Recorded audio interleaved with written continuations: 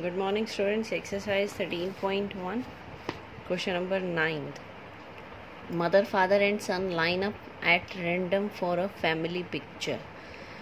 Line up हुए हैं for family picture mother father and son. E में क्या है, son on one end. F में क्या है, father in the middle. Son one end पे होना चाहिए, चाहे वो लेफ्ट पे हो चाहे वो राइट पे हो. Father in the middle, father middle में होना चाहिए. तो हमारे केसेस कैसे बनाएंगे, पहले एम को फिक्स रखेंगे हम. मदर फिक्स है, फादर, फिर सन फादर. फिर फादर को फिक्स रखेंगे, मदर सन सन मदर. फिर इसी तरह सन को फिक्स रखेंगे, मदर फादर फादर मदर. तो आपकी टोटल 6 आउटकम्स बन जाएंगे हमारे पास. उसके बाद हमें क्या करना है, ई द इवेंट. ई में क्या था, son on the one end. One end पर सन होना चाहिए, तो एक केस बनेगा. Second one this one, third and fourth. Total 4 cases बनेंगे. यहाँ पर सन इस एंड पर है और यहाँ पर सन लेफ्ट पे है. तो टोटल केसेस 4, प्रोबेबिलिटी 4/6. एफ में क्या था, father in the middle. Father middle में होने चाहिए, तो एक ये फर्स्ट केस बनेगा और एक ये लास्ट केस बनेगा. 2 cases are there, probability is 2/6. Intersection लेते हैं. फादर मिडल में होना चाहिए और सन एंड पे होना चाहिए. तो फादर मिडल में और सन एंड पे, तो ये SFM और MFS दोनों केस एज इट इज़ आ जाएंगे एफ वाले ई इंटरसेक्शन एफ में. तो ई इंटरसेक्शन एफ आपका 2 ही बना एफ वाला. तो ई इंटरसेक्शन एफ की probability 2/6, that is 1/3. E by F क्या हो जाएगा, ई intersection F by F. E intersection F कितना है, 1/3. एफ भी कितना था, 1/3, क्योंकि दोनों के केसेस सेम ही थी, दोनों की प्रोबेबिलिटी सेम है, 2/6. तो इसका आंसर आ जाएगा 1. नेक्स्ट क्वेश्चन नंबर 10 थी, black and red dice are rolled. Find the conditional probability of obtaining a sum greater than 9. Greater than 9 का मतलब मैक्सिमम 12 होता है. आपको सम 10, 11 और 12 वाले केसेस लेने हैं. Given that black dye resulted in a 5. Black dye का मतलब जो फर्स्ट वन प्लेस है उस पर क्या आना चाहिए, आपका 5 आना चाहिए. तो ब्लैक और रेड 2 डाइस रोल करेंगे तो टोटल केसेस 36 होते हैं हमारे पास. सम ग्रेटर देन 9 था, 10, 11, 12 की केसेस बनाए. 10 के 4, 6, 5, 5, 6, 4. फिर इसी तरह 11 के बनाने हैं 5, 6, 6, 5. 12 के एक ही केस बनेगा 6, 6. तो टोटल एलिमेंट्स हो गए इसमें 6, प्रोबेबिलिटी 6/36. बी में क्या है, black dye results in 5. Black dye पर 5 आना चाहिए. ब्लैक डाई फर्स्ट प्लेस पर है, तो फर्स्ट प्लेस पर 5 के क्या केसेस बनेंगे, 5 1 से 5 6, दैट इज 6 केसेस. इंटरसेक्शन में क्या आ जाएगा, इन दोनों में जो कॉमन आएगा वो एक 5 5 आएगा और एक 5 6 आएगा. 2 केसेस आ जाए 2/36. ए बाई बी क्या हो जाएगा, ए इंटरसेक्शन बी, यानी 2/36 divided by P of B, यानी 6/36. 2/6 इज 1/3. इसी तरह आपका सेकेंड पार्ट है, इसमें आपको सम 8 वाले केस लेने हैं. सेकेंड में B resulted is a number less than 4. B पर जो रेड डाई है उस पर नंबर लेस देन 4 आना चाहिए, यानी सेकेंड प्लेस पर जो नंबर है वो लेस देन 4 आना चाहिए, यानी 1 2 3 वाले केस लेंगे. 1 1 1 2 1 3, 2 1 2 2 2 3 3 1 and so on. 6 1 6 2 6 3. Same type का क्वेश्चन है. क्वेश्चन नंबर 11th में क्या है, fair dice rolled is the event 1 3 5 F H E. ये तीनों इवेंट दे रखी हैं. ई बाई एफ निकालना है, एफ बाई ई निकालना है, ईजी है. ई बाई एफ क्या हो जाएगा, ई इंटरसेक्शन एफ. ई और एफ में कॉमन क्या है आपके पास, 3. तो 1/6 हो जाएगी प्रोबेबिलिटी, और ई और एफ की आई जाएगी 3/6 और 2/6. इसी तरह ई by ji, ji by E निकाल लेंगे. थर्ड पार्ट कर रहे हैं हम इसका, probability of E union F by G और E intersection F by G. तो E union F by G के लिए पहले ई यूनियन एफ निकालनी पड़ेगी. 1 3 5 है, 2 3 है, तो 1 2 3 5 हो जाएगा. अब ई यूनियन एफ की इंटरसेक्शन लेनी है जी के साथ. ये है 1 2 3 5 और जी क्या है 2 3 4 5. तो इंटरसेक्शन में क्या आ जाएगा आपका 2 3 एंड 5. अब ई इंटरसेक्शन एफ क्या बनेगा, ई और एफ में क्या कॉमन है, 3. ई इंटरसेक्शन एफ इंटरसेक्शन जी भी ये बन जाएगा. अब आपने सिंपल फार्मूला लगाना है. सबसे पहला पार्ट है E union F by G. E union F by G का फॉर्मूला क्या हो जाएगा, इन दोनों की इंटरसेक्शन आती है न्यूमरेटर में, E union F intersection G divided by P of G. E union F intersection G, इसमें हमने 3 एलिमेंट निकाले थे, तो प्रोबेबिलिटी क्या हो जाएगी 3/6। तो 3/6 और जी में कितने एलिमेंट हैं हमारे पास 4/6, तो ये आ जाएगा 3/4। E intersection F by G, E intersection F intersection G divided by P of G. E intersection F intersection G में सिंगल एलिमेंट आया है हमारे पास 3, तो प्रोबेबिलिटी हो जाएगी 1/6। 1/6/4/6 ये हो जाएगा 1/4। Question number 12, assume that each born child is equally likely to be a boy or girl. If family has 2 children, what is the conditional probability that both are girls, given that youngest is a girl, at least one is girl? 2 cases we have to solve here. Boys और girls की जो probability है वो equally likely है, यानी half half है। Conditional probability निकालनी है, बोथ आर गर्ल्स, फर्स्ट भी गर्ल होनी चाहिए और सेकंड भी गर्ल होनी चाहिए। और गिवन क्या है, फर्स्ट में यंगेस्ट इज़ अ गर्ल, तो सबसे पहले ए में क्या है both are girls, G1 G2।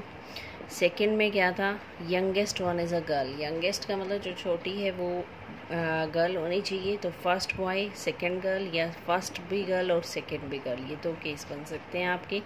Intersection में आ जाएगा G1 G2, एक ही केस बन गया। टोटल केसेस कितने बनते हैं इसके 4, G1 G2, G1 B2, B1 G2 और B1 B2, 4 केसेस हैं, तो प्रोबेबिलिटी हो जाएगी इसकी 1/4। बी में कितने एलिमेंट हैं 2, प्रोबेबिलिटी 2/4। इंटरसेक्शन में कितने हैं 1/4। ए बाई बी आ जाएगा intersection B by P of P. Next में है बोथ आर गर्ल्स, तो है ही हमारे पास, और at least one is girl, कम से कम एक गर्ल ज़रूर होनी चाहिए, यानी एक गर्ल भी हो सकती है और 2 भी हो सकती हैं। सिंगल गर्ल वाला भी केस लेना है G1 B2, B1 G2 और दोनों गर्ल वाला भी केस लेना है, सिर्फ बॉयज़ वाला केस नहीं लेना B1 B2। इंटरसेक्शन में आ जाएगा G1 G2, फिर आप इसकी वैल्यू निकाल सकते हैं।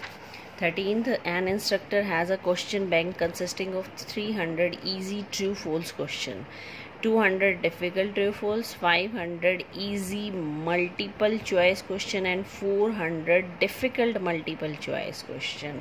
तो एक क्वेश्चन बैंक में क्या क्या है, 300 तो easy है true false question, 300 easy true false question, 200 difficult true false question, 500 easy MCQs and 400 difficult MCQs.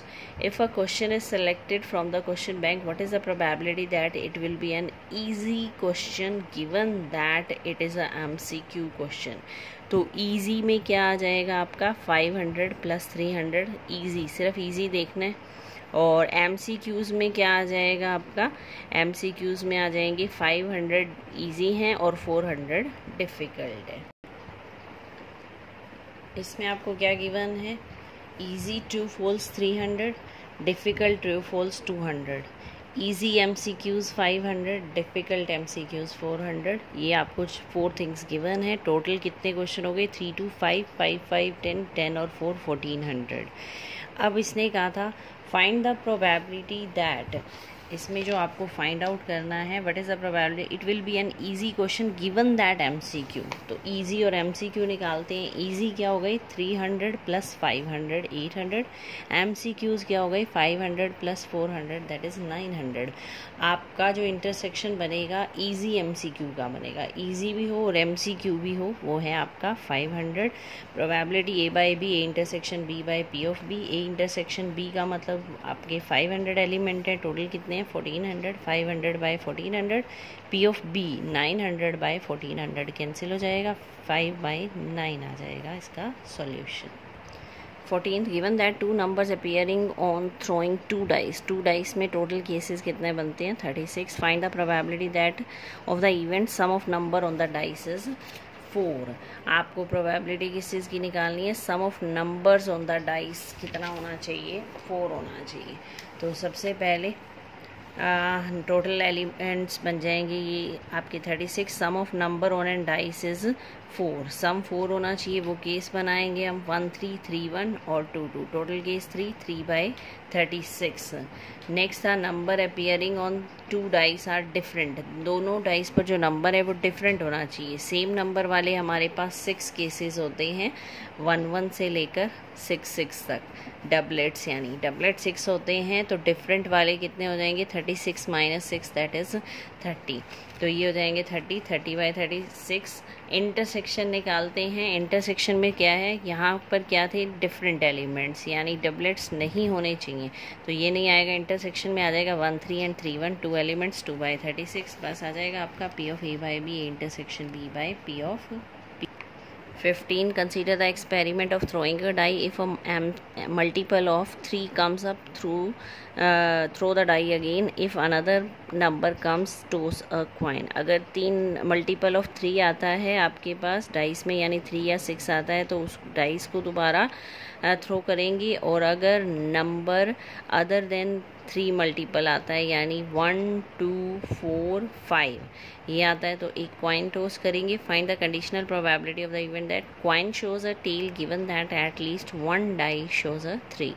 तो आपको 2 केस बनाने हैं, क्वाइन शोज अ टेल और एक केस बनाना at least 1 die shows a 3। तो आपका सैम्पल स्पेस क्या बनेगा? अगर 3 या मल्टीपल ऑफ 3 आता है तो डाई शो करते हैं, थ्रो करते हैं। तो 3 के आने पर डाई शो थ्रो होगी 3 1 3 2 अप टू 3 6। फिर 6 आएगा तब भी डाई ही थ्रो होगी 6 1 6 2 up to 6 6। Other than that का मतलब 1 2 4 और 5 आया तो क्वाइन टॉस होगा, तो 1H 1T 2H 2T 4H 4T 5H 5T। ये टोटल 20 केसेस बन जाएंगे आपके, कि अगर 3 और 6 आया तो डाइस लेनी है, 1 2 4 और 5 आया तो क्वाइन लेना है। तो क्वाइन के साथ 2 केसेस बन जाएंगे हेड टेल। ए में क्या है? Coin tosses shows a tail. Tail वाले केस लेने हैं 1T 2T 4T और 5T। ये हो जाएंगे 4 केसेस, टोटल हो जाएगी प्रोबेबिलिटी 4/20। बी में क्या है? At least 1 die shows up 3। कम से कम एक डाई 3 शो करनी चाहिए, दोनों भी कर सकती हैं। तो 3 1 से 3 6 सब में 3 आ रहा है, 6 केसेस ये, एक केस यहाँ बनेगा 6 3। तो टोटल हो गए 7 7/20। A intersection B common. Common में क्या है? इसमें क्या था? एक कम से कम 3 होना चाहिए, यहाँ किसी में भी 3 नहीं है, तो इंटरसेक्शन 5 हो जाएगी और प्रोबेबिलिटी 0 हो जाएगी। A/B हो जाएगा इंटरसेक्शन 0/7/20 दैट इज़ 0। 16 में P of A गिवन है 1/2 B 0। P of A/B निकालना है, ये हो जाएगा A intersection B/P of B। P of B 0 है तो डिनोमिनेटर में 0 आते ही ये नॉट डिफाइंड हो जाएगा, तो C ऑप्शन हो जाएगी इसकी। 17 भी सीधा सिंपल है। A and B are 2 events, A/B equal to B/A। तो A/B का फॉर्मूला लगाना है intersection B/P of B, B/A का लगाना है इंटरसेक्शन B/P of A। ये कैंसिल हो जाएगा, यहाँ से क्रॉस करने पर क्या आ जाएगा? P of A is equal to P of B that is D। तो ये थी एक्सरसाइज 13.1 कंप्लीट हो गई है। Thank you.